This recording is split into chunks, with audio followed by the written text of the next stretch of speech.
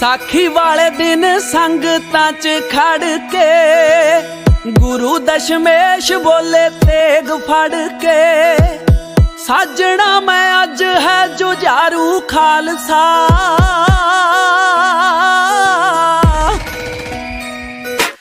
शेरा वांगू जिंदगी गुजारू खालसा, शेरा वांगू जिंदगी गुजारू खालसा।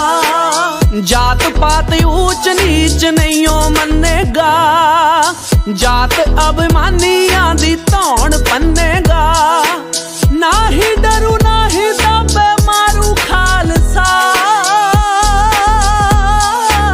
शेरा वांगू जिंदगी, शेरा वांगू जिंदगी गुजारू खालसा, शेरा वांगू जिंदगी गुजारू खालसा।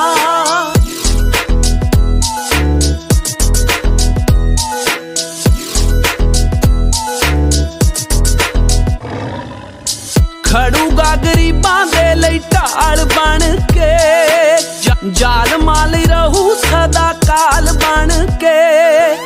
लखां उत्ते पऊ कल्ला भारू खालसा, शेरा वांगू जिंदगी गुजारू खालसा।